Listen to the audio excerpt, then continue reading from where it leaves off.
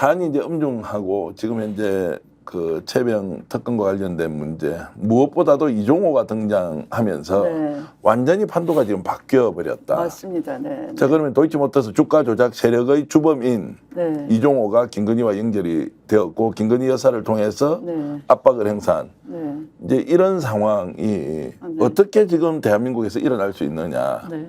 여기에 이제 국민들이 충격을 받고 있습니다. 아직은 이제 주가 조작 특검을 해야 되는데 대통령이 거부권을 행사해서 그 주가 조작이 그 국민들한테 널리 그 인식되는 건 아닌 것 같아요.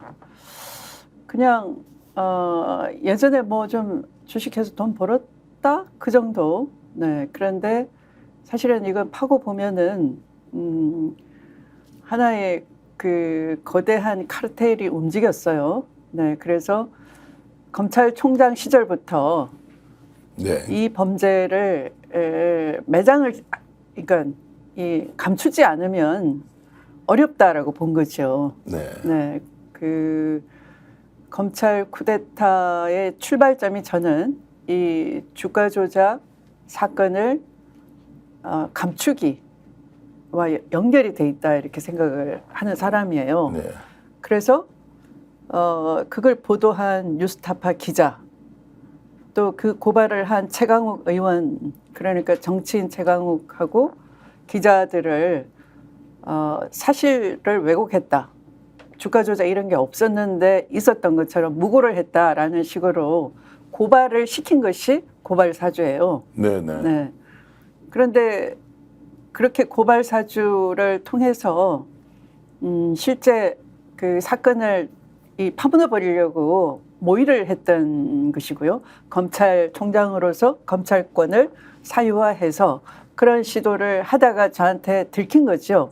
그래서 제가 수사 지휘를 내렸고 감찰을 하고 징계 청구하기에 이르렀어요.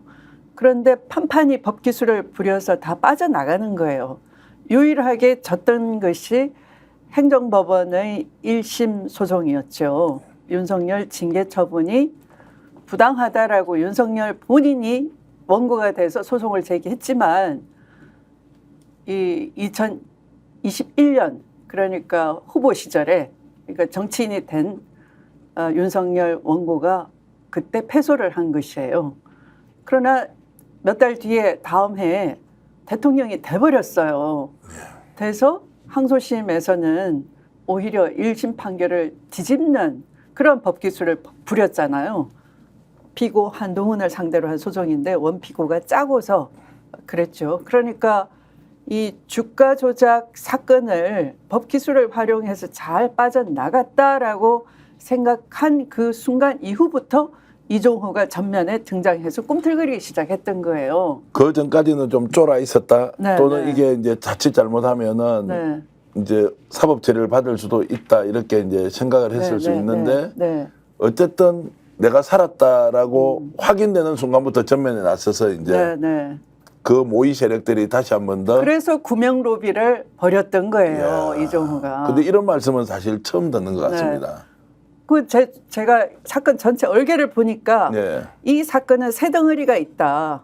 첫 번째는 주가 조작 법기술 부려서 빠져나가기. 그것은 김 여사의 사건이에요. 장모 최은순의 사건이고. 그러니까 부인과 처가 쪽의 사건. 이것은 윤석열은 검찰총장이 돼서 고발 사주를 통해서 이 사건을 은폐시키려고 했던 의혹이 있는 것이지 네. 사실은 직접적인 의혹은 없단 말이에요. 그 오래된 사건에서. 그런데 그 사건 한 덩어리 하고 그리고 최근의 최상병, 최혜병 사건을 또 수사 외압을 통해서 무마하려고 했던 그러니까 경로설 의혹이 네. 있죠. 그 사건하고 그 중간에 이종호가 매개가 된 구명 로비가 있는 거예요. 그러니까 이 사건이 서로 만나는 거죠. 결합이 되는 거죠. 예. 오랜 세월을 두고서 수면 위로 이렇게 올라온 거예요. 이제 판도라 상자가 다 열린 거예요. 사람들은 주가 조작은 잘 기억하기도 어렵고 사건의 실체는 몰라요. 퇴장시키는 데 성공을 했다라고 그들은 판단을 하고 있고 어떤 언론도 제대로 보도를 하지 않았어요. 마이너 언론 외에는 예, 예. 주요 언론들이 이 보도를 기피를 한 거죠.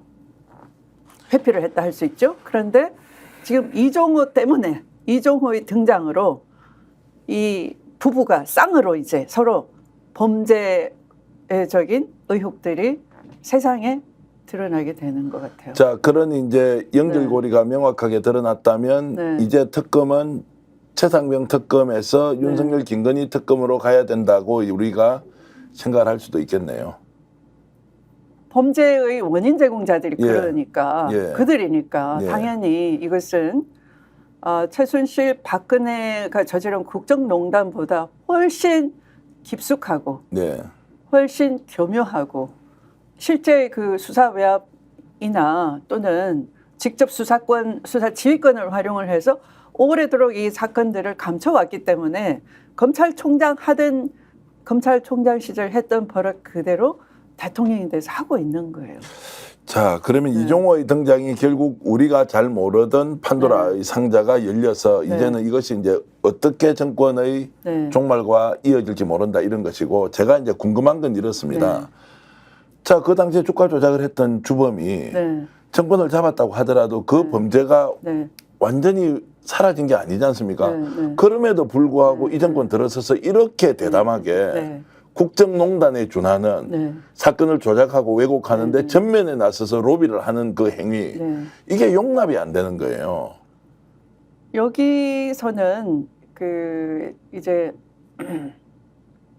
그 윤석열의 징계처분 취소 소송을 상고를 안 함으로써 그냥 이제 기록이 창고에 들어가 있어요. 시간만 지나면 이제 그 소송 기록들은 나중에는 없어질 것 같아요. 그런 것처럼 이것들도 법 기술을 활용해서 그러니까 국가의 그 법적 시스템 뭐 공수처면 공수처, 법원이면 법원 이런 걸 활용을 해서 이 5년 재임 기간 동안에 이걸 법적으로 아무 문제가 없게끔 사법 세탁을 하려고 하는 건데 이종호의 등장으로 딱 걸린 거죠. 네. 그래서 이것은 저는 바로 탄핵을 가야 된다 이렇게 생각을 하는 겁니다. 이종호가 저렇게 했던 것에 대해서 대통령실은 이종호를 당선 이후에 만난 적이 없고 아예 모르는 사람은 아니지만 어쨌든 만난 적이 없다 이렇게 해서 완전 발뺌을 하고 있습니다. 뭐 직접 만났다 안 만났다가 중요한 건 아닌 것 같아요.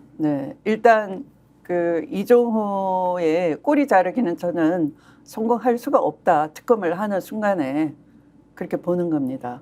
이종호가 지금 하는 이야기 내가 그냥 원래 좀 과대망상 뭐 어쨌든 내가 좀 과잉 자기 자랑 병에 걸려서 없는 이야기 지어내서 했다. 이제 이런 이야기 하지 않습니까? 하려고 하니까 주가 조작이 드러나 버린 거예요.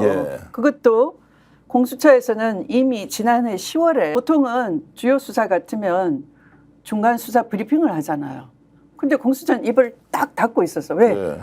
대통령 부인이 관련돼 있으니까 또 그들이 변호사였던 거예요. 공수처 수사검사로 임명장을 받기 전에 임용되기 전에 이종호의 변호인이었던 거예요. 도이치모터스 주가 조작의 변호인이 공수처 수사검사이기도 하고 또 그 전에 그 공수처 수사 이 사건의 공수처 수사검사가 2명인데요.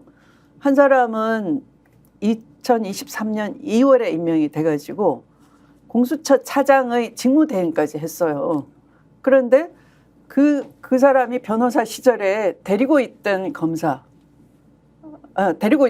그러니까 법무법인에 법인에서 변호사 사무실에서 데리고 일했던 변호사를 또다시 추가로 또 임명을 한 거죠. 이 사건, 최상병 사건에. 그런데 그 수사가 제대로 됐겠어요? 될 수가 없었다는 것은 바로 도이치모터스 주가 조작 공범 이종호의 도이치모터스 재판에서의 변호사였던 거예요. 이 두 분이. 그러니까 이종호가 사실은 아까 그런 식으로 여사와의 이 친분 관계를 과시하고 뿐만 아니라 도이치모터스 재판에서는 그 엑셀 파일이 등장을 합니다. 이 이종호 씨는 블랙펄 인베스트의 대표였어요. 그런데 거기도 이사가 있어요. 그러니까 민 이사라는 사람이 법정 증언하러 나와가지고 앞전에 여사의 이 주식 관리를 해줬는데 샀을 때 가격보다 팔았을 때 가격이 40% 이상의 수익을 올렸는데 막 싸게 팔았다고 엄청 막 그 험한 입에 담을 수 없는 말들을 쏟아내면서 나무랬다는 거예요. 네. 그래서 정말 듣던 대로 XX구나. 네. 그런 대화가 있어요. 그래서 그 대화가 누구냐 그랬더니 그 민이사가 블랙펄의 민이사가 우리 블랙펄 대표예요. 이 대표예요. 이렇게 얘기를 하는 거예요. 그러면서 이제 거기서 엑셀 파일이 나왔어요. 근데 엑셀 파일이라는 건 김 여사의 계좌로 주식이 빈번하게 샀다가 팔렸다가 하는 관리 파일인 거예요. 주식 관리 파일. 그러니까 그게 이제 검찰 수사 과정에서 입수가 돼서 압수수색이 됐는데 검찰도 이걸 쉬쉬하고 얘기를 안 했던 거예요. 그러니까 기자들이 잘 모르고 지나갔다가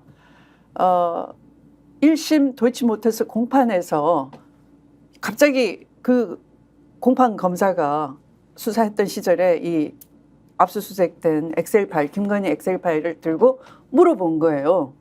그랬더니 이제 그때서 이제 뭐 그거 뭐 부정을 막 하는 거죠. 몰랐다는 식으로. 네.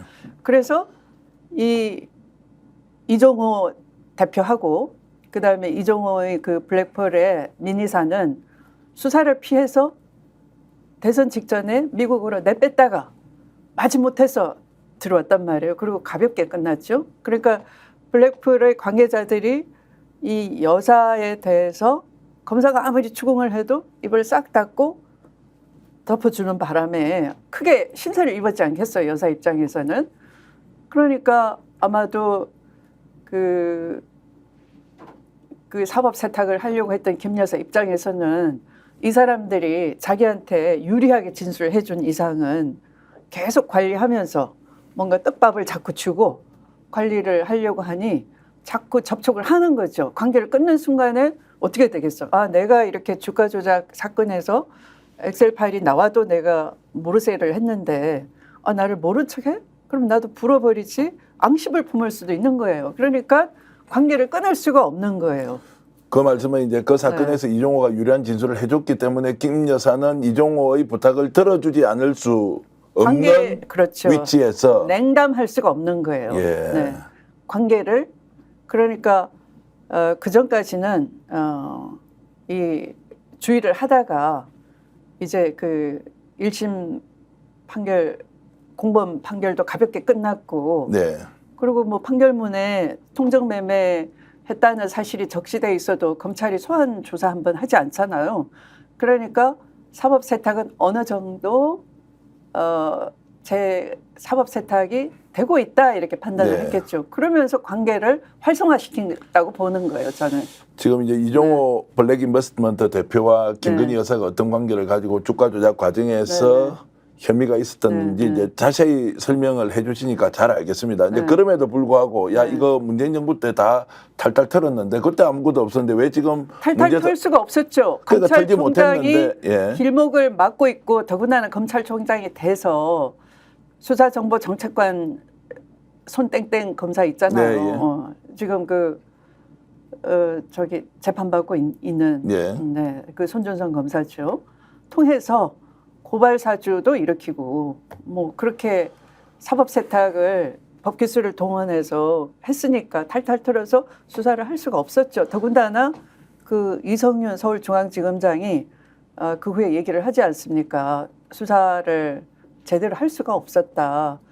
검찰총장이 그 전화통으로 쌍욕을 막 퍼붓더라. 그러면서 본인이 그 어지간해서는 많이 참는데 도저히 참을 수가 없어서 간부들 불러놓고 검찰총장이 나한테 방금 이렇게 온갖 욕설을 퍼부으면서 네. 수사를 못하게 하더라. 이렇게 얘기했죠. 그러니까 수사를 이제 할 수 없도록 네. 해놓고는 문재인 네, 정부 때 네. 탈탈 털었다는 것은 이제 명백하게 허위라는 네, 것이고 네. 엊그제 국회에서 네. 주진우 검사 네. 해운대 이제 네. 출신 국회의원이 네. 어떻게 어떻게 윤석열 대통령에 대한 탄핵 청원을 대통령 되기 전에 있었던 일을 가지고 왜 하느냐, 이것은 헌법과 법률 아예 위반이다, 성립이 안 된다라고 이제 주장을 했습니다. 그 부분 어떻게 보십니까? 윤사 출신으로서. 사건 발생은 그때 일어났지만 네. 물론 총장 시절에도 수사 외압을 행사를 한 거고요. 지금 그 재판 과정 중에서도 여사를 소환 조사 한 번도 못 하잖아요. 네. 그러니까 대통령 권력으로 그 임명권자, 그 검찰 인사의 임명권자가 그 눈치를 주고 못하게 한다면 그 영향을 계속 미치는 거죠. 미치고 있고 지금 네. 이종호가 등장했고 최병 네. 특검과 관련해서 네. 외압 행사가 네. 증거로 나오고 있으니까 네. 당연히 연결됐으니까 네. 지금은 네. 탄핵을 청원할 수 있다라고 네. 보는 것이 합리적인데 어쨌든 네. 뭐 그런 이제 설명을 하길래 국회 네. 내에서 이제 정청래 위원장과 뭐 이렇게 이제 설전이 오갔습니다. 네. 자, 어찌됐든 지금 이제 공수처 문제로 좀 넘어가 보겠습니다. 네. 그 전에요. 네. 벌써 1000분이 넘는 분이 들어오셨어요. 아마 오늘 지금 공수처가 제대로 수사하고 있느냐 또는 수사할 수 있는 여건이 되느냐, 혹시 대통령실의 외압이 있지 않느냐, 네. 이런 질문을 좀 드리려고 합니다. 공수처가 좀 무뎌졌다. 사부에서 계속 수사를 했는데 네. 오동훈 공수처장이 오고 차장까지 임명이 되면서 요즘 공수처가 제대로 수사를 하는 분위기가 되느냐 아니냐라고 주위에서 이렇게 질문과 의문을 던지는 사람이 많습니다. 어떻게 보십니까? 수사가 제대로 될 리가 없죠. 이제 그렇게 돼버렸습니까? 네. 예. 왜냐하면 아까 말씀드렸지만 이종호가 그 구명 로비의 그 연결고리잖아요. 네. 그런데 그 사람이 도이치모터스 주가 조작의 공범으로 재판을 받을 때 변호사 두 분이 이 사건 수사를 하고 있었단 말이에요. 예. 네. 그러니까 수사 외압이 당연히 있는 거지만 외압뿐만 아니라 안에서도 수사 내압도 있는 거죠. 예. 네. 그러니까 지금 공수처 내에는 똑바로 수사하고 싶은 검사들과 원래 공수처의 취지를 알고 그 취지에 공감해서 열심히 근무하는 검사들과 이처럼 이종호와의 그 변호사로서의 관계, 그러니까 이 검사로 임용되기, 공수처 검사로 일하기 전에 변호사였을 때 이종호의 대리인을 맡아서 도이치모터스의 그 여사와의 관계나 이런 걸 능히 알만한 위치에 있었잖아요.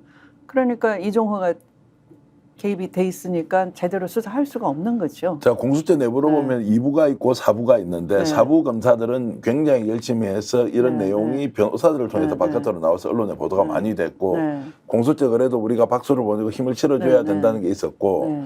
이종호 사건 등장 이후 보니까 2부가 네. 뭔가 좀 움직이는 것 같은데 알고 보니까 이 사람들이 도이치모터스 주가 조작 사건 때 네. 이종호 변론했던 사람이다라는 이야기가 나오면서 이제 방향이 좀 많이 뒤틀린 거 아니냐. 그것도 예. 아까 설명드렸지만 이 작년 그으로 살아오는 것인지 알았단 말이에요. 그러면 공수처가 그걸 알고도 제대로 통신 기록을 그때 압수수색을 한다든지 했었어야 되는데 예. 여태 안 하고 있다가 이게 1년 되면 차례대로 삭제되는데 그러니까 그 증거 인멸을 오히려 공수처가 시간을 주고 벌게 해준 측면이 강한 것이고요. 그리고 이 공수처가 이제 JTBC 보도가 나고 나니까 그 도이치모터스 주가 조작 이종호의 변호사였대요. 이렇게 방송 보도가 나가니까 그때 이제 기피 신청을 하는 거예요. 실제로는 그 사건 자체를 수사를 애초부터 해서는 안 되는 자격이 없는 것이었죠. 그 말씀은 결국 이제 믿을 수 없다. 그렇죠. 이렇게 가서는 절대로 실체 진실이 밝혀지지 않는다라고 이제 생각이 듭니다. 그래서입니까? 추 장관께서 주미애 의원께서 이번에 자 공수처법을 다시 좀 설계를 해야 한다라고 국회에서 기자회견을 하셨더라고요. 그 내용은 어떤 내용입니까? 우선 공수처 검사 숫자가 너무 적어요. 예. 그래서 한 25명밖에 안 되는데 이걸 한 50명으로 늘리고 수사관도 한 2배로 증언을 해야 되고요. 그리고 이게 3년 임기에 3번 연임할 수 있게 돼 있는데 애초부터 그 판검사처럼 판검사들은 7년 만에 한 번씩 임용을 하거든요. 네, 예. 재임용을 하고. 그러니까 여기도 아예 7년은 자기 신분을 가지고 공수 취지를 공감하는 사람들로 제대로 임명해서 신분 보장해주자. 그러면 좀 중립성이 담보가 안 되겠느냐 이런 취지예요. 네. 네. 지금 민주당 내 분위기는 어떻습니까? 이렇게 이제 그 개정안을 네. 내려고 지금 하신 거고 아직 내지는 않으신 거죠? 어떻습니까? 그러니까 이제 그 발의자를 예. 이제 발의를 한 거죠. 한 것이고. 하고 이제 기자회견을 이정현 예. 검사가 이제 하고 제가 이제 같이 지금 통과는 될 것 같습니까? 통과시켜야죠. 통과시켜야 네, 되고. 네. 거부권을 행사하더라도 통과시켜야죠.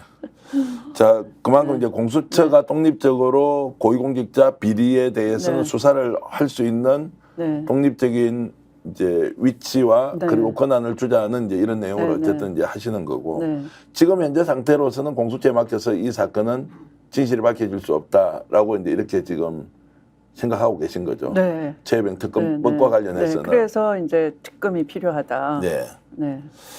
자, 이제 제가 이제 좀 약간 네. 다른 각도에서 질문을 드리면 이 언론의 편파 왜곡 보도도 너무 심한 것 같고요. 네. 뭐 대통령실에서 발표하는 내용은 네. 진실 여부와 관계없이 무조건 네. 반영해서 그것을 네. 주요 기사로 다루면서 네, 네. 실제 진실과 거의 비슷한 수준으로 만들어 버리니까 이제 공방으로 이렇게 네. 늘 이렇게 반복되는데요.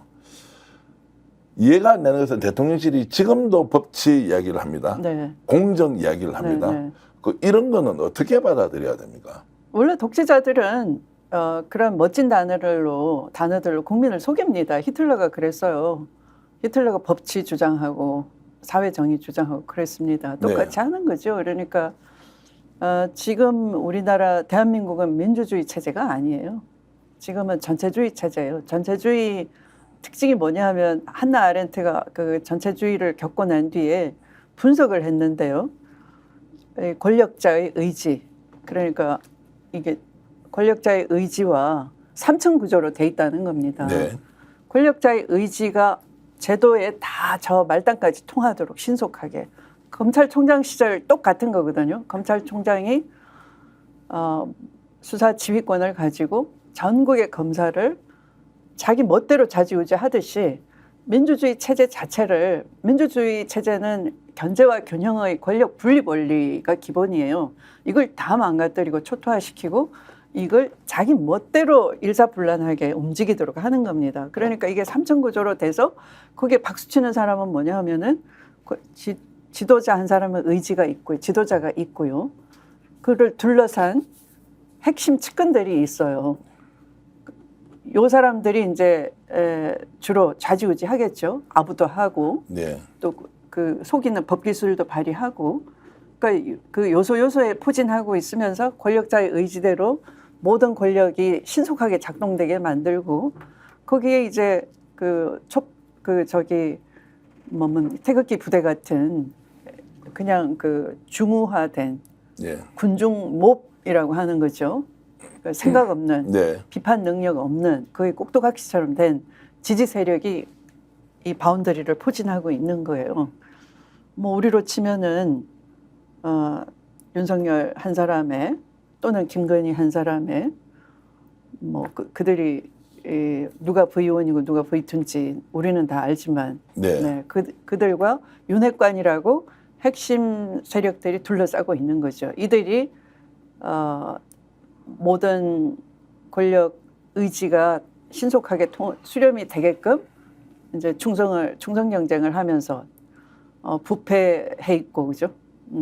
그리고 이제 그런 법이 제대로 작동되게 하지 않도록 하는 그런 제도를 자꾸 이렇게 수렴시켜서 갖고 있으면서 이제 그 언론 매체를 통해서 그들의 지지 세력을 계속 이게 군중 동원 체제가 가능하도록 네. 단순화시켜 가는 거예요. 예. 그러니까 그걸 한나 아렌트가 입체적으로 분석을 했는데 지금 우리가 똑같이 그렇게 가고 있어요. 예. 그 책을 쓰면서 전체주의 기본이라는 책을 한나 아렌트가 쓰면서 마지막에는 어떤 민주주의 체제도 취약하면 그렇게 될 수 있으니까 그걸 경계해라. 라는 얘기가 있어요. 그러니까 지도자가 네. 대통령이 그렇게 마음 먹는 순간 전체주의로 민주주의가 확 바뀔 수도 어느 있다라고는 순간에. 이제 하는 걸 네. 사례로 이제 지금 보여준다는 네. 이 네. 말씀이고 네. 그럼에도 불구하고 다수의 대중 국민은 네. 야 이거 말이 안 돼. 70% 국민은 절대 말이 안 돼. 이거 왜 이렇게 국정 네. 운영을 네. 해라고 계속 이렇게 비판을 하지 않습니까? 네. 네. 그 중에서 한 56%, 7%는 탄핵까지 하자. 네. 라고 이제 얘기를 하는데 그럼에도 불구하고 윤석열 정권은 여기에 굴하지 않고 네. 끝까지 권력을 사유화하는 이런 네. 행태를 보이고 있는데 네. 왜 국민들은 여기에 대해서 심판이나 단죄를 할 수가 없는 겁니까? 독일 사례가 그런 거였어요. 그러니까 설명드렸다시피 권력자의 의지와 그를 둘러싼 윤회관들이 있고 그다음에 지지자가 있는 거예요. 그 근데 그 지지자들이 그러니까 말씀하신 아까 탄핵하자는 사람하고는 다르게 순치돼 있는 거죠. 군중화돼 있고. 근데 독일의 히틀러 네. 시대에는 네. 이 사람들이 70% 80%가 네. 다들 이제 맹신하듯이 네. 따라갔던 것이고 우리는 지금 그렇게 맹신하는 사람은 한 20에서 25% 70%는 절대 아니야 라고 하고 있는 이 비율로 보자면 왜 절대 다수의 국민들이 원하는 방향으로 강제할 수가 없느냐. 이런 거죠. 네. 아까 그 어떤 실체가 있어요. 본질이 있어요. 그런데 이것을 언론 기술을 동원해서 이게 거짓과 참과 거짓의 구도로 프레임 전환을 하더라죠. 네, 예. 그런 식으로 되는 거죠. 사람들이 정확하게 알 수 없도록 해버리는 거죠. 그러니까 절대 다수의 국민들은 반대하지만 언론이 네. 거기 나와서 물타기를 네. 하면서 그냥 반반 정도인 네, 네. 것처럼 계속 반복적으로 네. 보도를 하니까 네. 그래서 윤석열 정부가 이렇게 집요하게 언론 장악을 해야 되겠다라고 그렇죠. 포기하지 않는 네, 것도 네. 그렇다. 그런데 이 권력 사유화를 매일 경험하면서 또 하나의 좀 질문은 네. 그러면 내부에도 양심 세력이 좀 있지 않겠습니까? 네. 집권 세력 내부에도 네.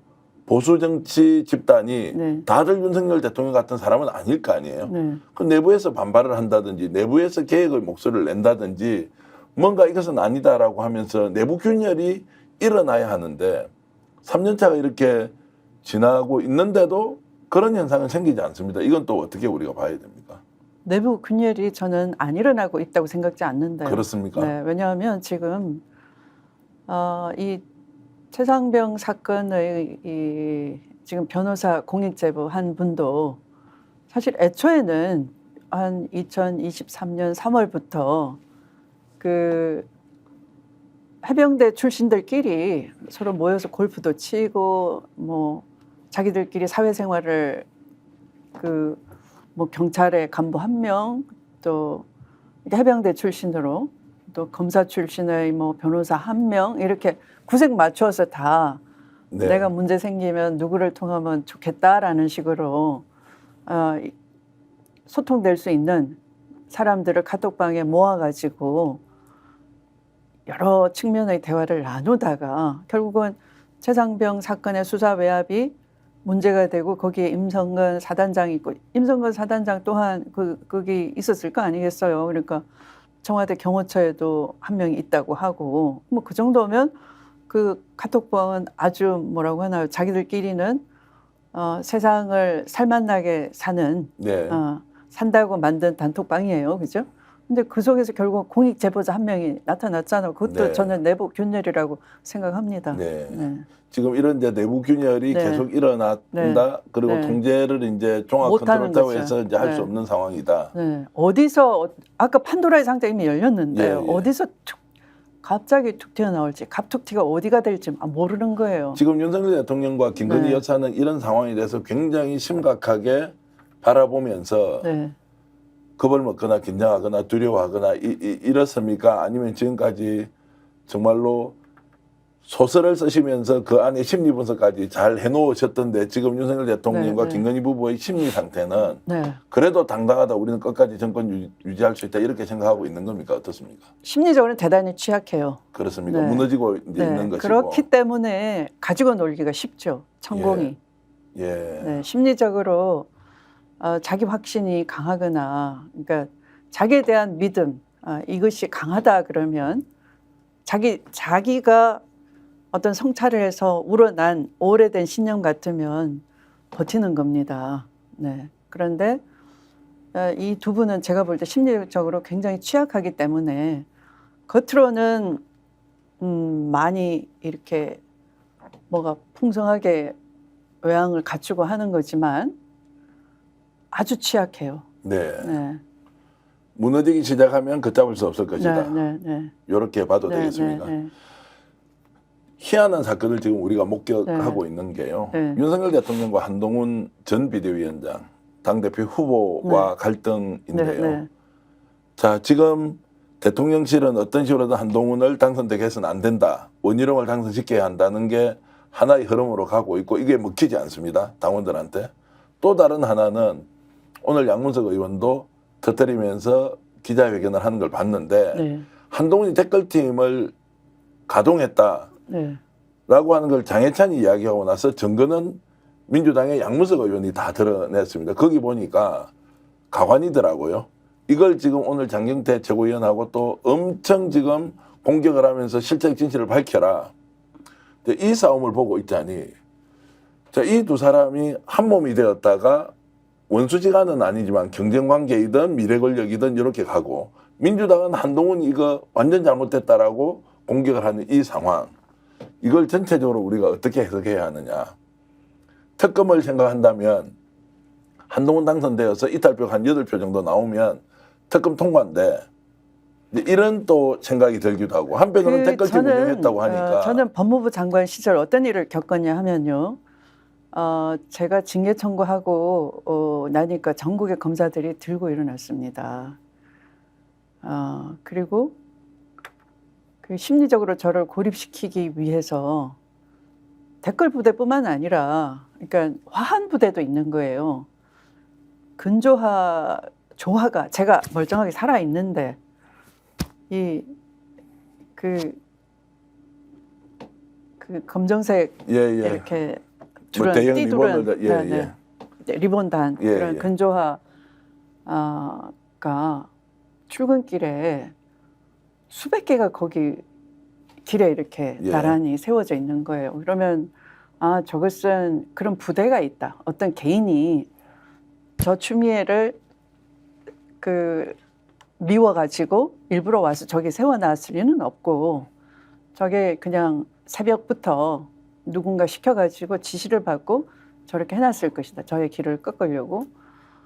그런데 그걸 보고 이제 저를 지켜주는 꽃바구니가 막 생긴 거예요. 저를 응원하는. 그건 확실히 자발이었던 건 맞습니다. 그건 자발적인 거죠. 제 주위 사람도 보냈다고 하더라고요. 저거 보니까 안 되겠다고. 이거 왜 이래 추장군 지켜야지. 네, 어떤 분은 막 여수에서 자기 생선 팔아야 되는데 생선 배달하는 차를 가지고 와가지고 전광판에 저 힘내라고 그 홍보 글씨까지 만들어가지고 오셔가지고 거기 진을 치고 계시는 거예요. 그러니까 보시면 왜 저 진혜원 검사인가요? 여기 뭐 가라오케 개업했냐? 그러면서 윤석열 직무 배제 당하고 그러니까 윤석열 응원한다 그러면서 막 화환이 막 그 앞에 질비하게 서 있었잖아요. 서초동에 그 대검 청사에. 그러니까 그때 진혜원 검사가 뭐 가라오케 개업한 줄 알았다라고 위트 있게 글을 올리고 그랬는데 그것도 저는 어떤 부대가 있다라고 보는 겁니다. 댓글 부대뿐만 아니라 댓글 부대도 저도 있다라고 느낌은 가졌어요. 막 저한테 징계 청구하고 그럴 무렵에 비판하는 그 기사가 나가면 비판하는 댓글이 거의 욕설, 인신 비방 이런 것 댓글이 갑자기 증폭하는 거예요. 그걸 보면서 이게 부대가 가동되고 있구나. 그런데 범죄를 수사하면서 이 사람들은 배우고 정치가 그렇게 해서 성립이 된다라고 생각하는 거예요. 정치가 어떤 정책, 주의 주장 또는 국민들과 함께 저항하면서 어떤 정의를 구축해가고 이렇게 해서 정치인으로 성장한다 이렇게 생각하는 게 아니고요. 작업을 통해서 공작을 통해서 정치가 가능하다라고 배워버린 것 같아요. 박근혜 댓글 부대 수사를 하면서. 그 이해가 잘 안 된다면서 박근혜 댓글 수사를 했는데 나도 정치하니까 댓글 부대를 박근혜 정치 별거 아니네. 엄청 정치가 뭐 별다른 기술이 있는 줄 알았더니 참 쉽네. 네. 댓글 부대 동원해가지고 작업 좀 하고 좀 관변단체 돈 좀 주면서 시키고 동원하고 그러면 다 정치 되는 거네. 여론이 다 만들어지는 거네. 그러니까 여론이 형성되는 게 아니고 여론을 만들 수 있다, 작업할 수 있다라고 생각하는 거예요. 그런 면에서 보면 한동훈 후보도 윤석열 대통령이나 별반 다를 바 없다. 똑같죠. 그러니까 윤석열 검찰총장 시절에 저를 공격하면서 그 가라오케 화환이 늘어서고 이런 거가 부대가 동원됐듯이 됐다라고 저는 믿죠. 예. 하루아침에 저게 그렇게 형성이 될 리가 없는 거죠. 그렇듯이 마찬가지로 피장파장인 거예요. 그걸 배운, 그러니까 똑같이 윤석열도 그렇게 성공했는데 나라고 왜 안 돼? 라고 각을 세우면서 또 그 수법을 동원하는 거. 그게 정치의 본질이라고 생각하는 거예요. 이 둘은 왜 싸우고 있습니까? 원수지간이 되고 더 이상 마주볼 수 없을 정도로 현재 권력과 미래 권력이 싸운다라고 하는 이 현상은 우리가 어떻게 해석해야 됩니까? 그냥 지극히 사적 이익, 정치적 이익을 원래 획득하기 위한 원래 그 전체주의 지도자는 후계 권력을 안 키우는 겁니다. 예. 네. 그러니까 한동훈은 후계 권력이 자기가 되겠다고 결심을 한 이상 경쟁을 하지 않을 수 없고 지금 저 상황이 이제 지속된다. 이해가 됐습니다. 그런데 민주당에서 보면 이번에 특검 전국에서 통과하기 위해서는 원희룡이 되는 것보다 한동훈이 되는 것이 그나마 상대적으로 나을 수 있다라고 이렇게 제가 해석하는 것은 너무 몰염치한 방식입니까? 현실적으로 재의결을 통과시키기 위해서는 또는 한동안 그런 얘기 하셨죠. 그 윤석열과 홍준표 TV 토론 보고 난 뒤에 모든 걸 뻔뻔하게 그냥 뭉개고 넘어가는 그 윤석열 왕자 쓰 와가지고 또 전혀 눈도 깜짝 안 하는 윤석열 보고 아마 그쪽 지지층은 저렇게 뻔뻔하고 당당하면은 이 좌파 정권을 잡아먹을 수 있을 거야. 이렇게 좋아했을 수도 있는 거예요. 그쪽에서 볼 때.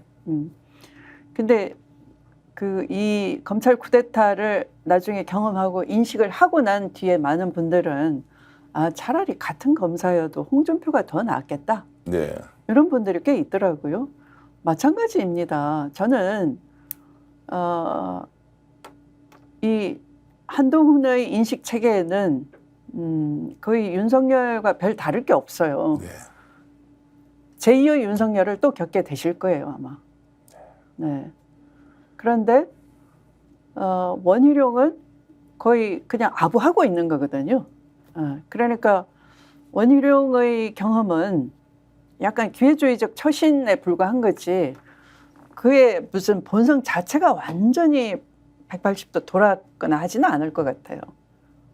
아마 윤석열과 홍준표 그 세트와 한동훈과 원희룡 이 세트가 아마 대비된다고 보시면 될 거예요. 제가 조금 전에 질문 드렸습니다. 광고 보고 왔는데요. 누가 될 것 같습니까? 모르겠습니다. 저는. 모르겠습니까? 지금 이런 사건들이 자꾸 터지면서 어떻게 대응하느냐에 달려 있는 것 같아요.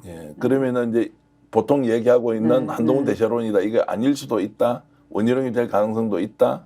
이렇게 이제 어쨌든 지금 현재는 예측하는 것이 좀 어렵다는 말씀이고 당대표가 누가 되느냐에 따라서 이 특검 정국이 좀 바뀔 가능성도 있다 없다. 이 부분은 또 어떻게 보십니까? 바뀔 가능성이 있죠. 있습니까? 있는데 근데 단순하게 뭐 한동훈이 된다고 해서 특검을 받을 것 같다 그렇게 믿지는 마십시오. 그렇습니까? 자, 그게 그러면 일종의 선거 전술이다 이렇게 봐야 되나요? 아니면 윤석열 대통령의 개인 감정 표출? 저는 한동훈은 바뀌지 않는 사람이라고 보는 겁니다. 그러니까 윤석열, 김건희는 그러니까 붙었다 떨어졌다 할 수 있어요. 왜? 서로의 약점을 알고 있으니까. 아까 이종우가 붙었다 떨어졌다 하듯이. 그러니까 윤석열 김건희가 아니고 한동훈 김건희가 떨어졌다 붙었다 이렇게 말씀하신 겁니까? 아니면 윤석열은 별거 아니에요. 그러니까 전화로는 우리 양반한테 전화 좀 해봐 이렇게 문자를 공개를 했지만 뭐 그 일십이라고 하나요? 문자 씹었다라고 예, 예. 하면서 4차례나 문자 보냈는데 그 마지막 문자에 그 대통령한테 전화 한번 해보세요, 한번 드려봐 주세요라고 했잖아요. 그러면 대통령보다 내가 더 위에 있어. 깜짝 놀랐습니다. 저는 네, 그거 네. 보고는. 그런 인상을 주죠. 예. 네. 그런데 우리가 느끼잖아요. 윤석열과 한동훈의 관계가 아니고 김건희와 한동훈의 관계구나. 예, 예. 네. 그러니까 김건희 씨가 윤석열 대통령한테 이 한동훈 아직 멀었어. 쟤는 가까이 하지 마. 당신 앞길을 가로막아. 그러면 윤석열한테는 한동훈은 아무것도 아닌 사람이에요. 그런데 저 친구를 잡아야 돼. 우리 비밀을 다 알고 있잖아. 저렇게 방치하면 안 돼. 손 잡아야 돼. 이제 대표 됐잖아. 그럼 또 붙어버려요. 그러니까 믿지 마세요. 그러면 또 그때 가서 뭐 특검을 받을 것 같았는데 그러면 민주당만 우습게 되는 거예요. 자, 그래서 네. 그 말씀은 정리를 하자면 이제 네. 민주당의 힘으로 국민의 네, 힘으로 네, 여기서 국민의 그게 힘은 정말로 중요한 우리 겁니다. 대중의 네, 힘으로 네, 네. 유권자의 힘으로 네. 특검을 반드시 통과시켜야 네, 한다. 네, 이제 네. 이런 말씀으로 제가 이해를 네, 네. 하는 게 맞습니까? 네. 그런데 일각에서는 네. 현실은 엄연히 정치라는 것이 현실인지라 보수정당 내에서 뭔가 이탈표가 나와야 손을 잡고 가도 특검이든 탄핵이든 할 수 있는 거 아니냐라고 이제 소위 말하는 정치 고단수들은 그런 얘기를 하고 있는데 그 부분에 대해서도 우리가 경계해야 된다 이렇게 말씀드리는 게 맞겠습니까?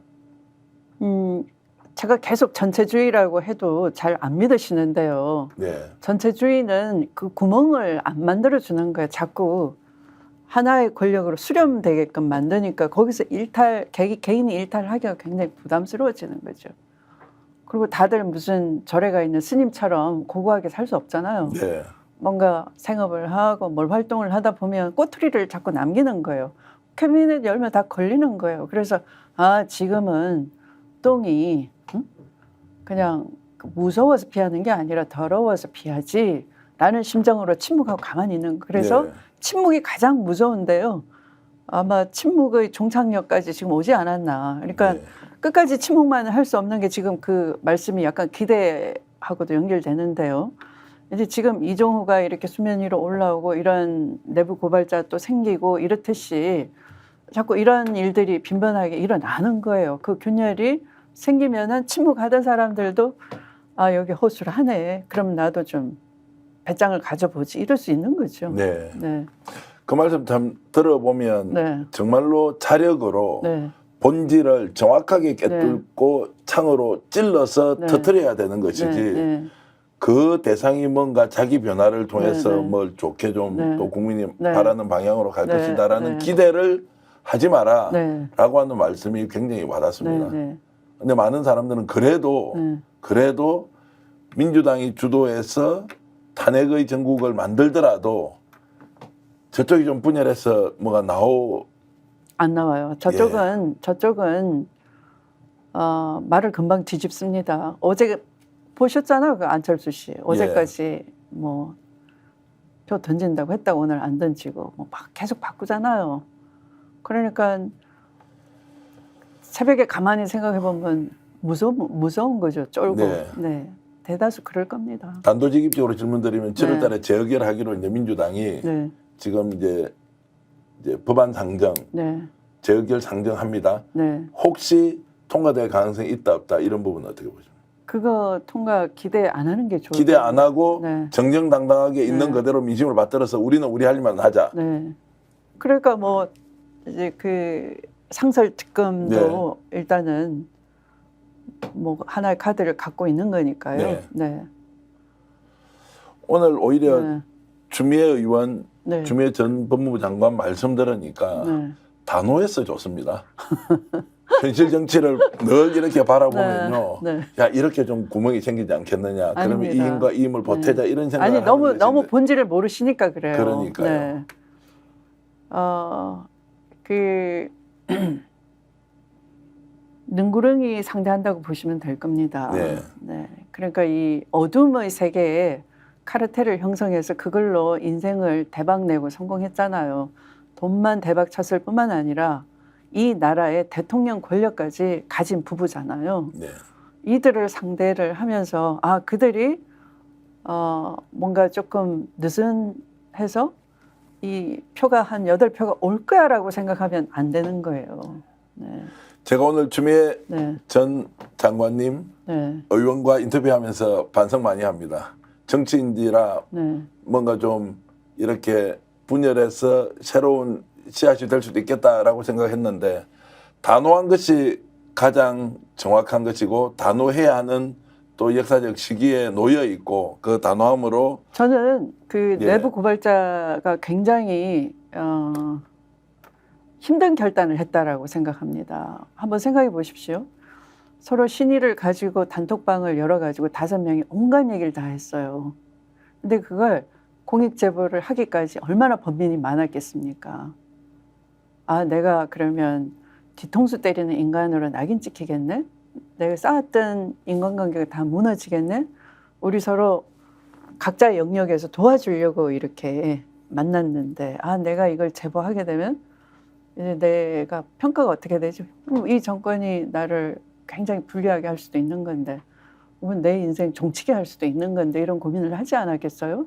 그런데 아무리 생각해도 이 불의를 보고 정의를 묻어버릴 수가 없는 거죠. 그리고 그 사람의 용기는 우리는 정말 높이 평가를 해줘야 되는 겁니다. 그러니까 그 자꾸 무슨 뭐 포인트를 원희룡이 될까 무슨 뭐 한동훈이 될까 한동훈이 되면 특검에 더 나을까 이 방향으로 가면 안 되고요. 네. 판을 그쪽으로 깔아주면 박근혜 이명박 논쟁을 벌일 때 민주당은 이슈에서 멀어졌어요. 네. 그리고 이명박 박근혜가 차례대로 해먹었어요. 나라 다 망쳤죠. 지금 그런 식으로 될 수도 있는 거예요. 왜? 기득권층의 카르텔이 그들의 이익 공생 속에서 언제든지 떨어졌다 붙었다 미워했다가 다시 화해했다 이럴 수 있는 거예요. 왜? 이익이 있으니까. 이익 속에는 어제까지 멱살 쥐고 싸웠다가 금방 악수하고 화해하고 술을 마시고 또 어깨 동무하고 할 수 있는 거예요. 이익이 있으니까. 네. 근데 우리는 그 이익 카르텔을 상대하면서 우리끼리 그냥 몽상을 하는 거야. 아, 저들은 균열될까? 안 됩니다. 왜? 엄청난 이익이 있는데요. 제가 오늘 인터뷰를 네. 진행하면서 반성하면서 우리 네. 회사의 김예지 PD가 참 대단한 분이구나. 왜 추미애 의원을 모셔서 꼭 이 중요한 시기에 이런 얘기를 나눠야 하는지 제가 이제 인터뷰를 하고 난 뒤에 깨달았습니다. 단호함, 원칙, 원래 하기로 했던 민심을 준엄하게 따른다는 것이 무엇인지 다시 한 번 더 생각하는 인터뷰였고요. 그 단호함 속에서 통쾌하고 시원하다. 다행입니다. 아, 내가 정말 약삭 빠르게 상황을 너무나도 낭만적으로 생각했구나라는 또 이런 가르침을 주셔서 감사드리고요. 네. 오늘 이 시간 이렇게 인터뷰해 주셔서 고맙습니다. 감사합니다. 생방송으로 보내드린 고소의 전략 추미애 의원 편 모두 마치겠습니다. 남은 시간 여러분 행복하게 보내십시오. 고맙습니다. 말하는 언론입니다. 대세는 유튜브, 그중에서 스픽스. 좋아요, 댓글, 구독, 알림 설정. 여러분이 저희를 사랑해 주시고 우리가 여러분을 사랑하는 4가지 방법입니다.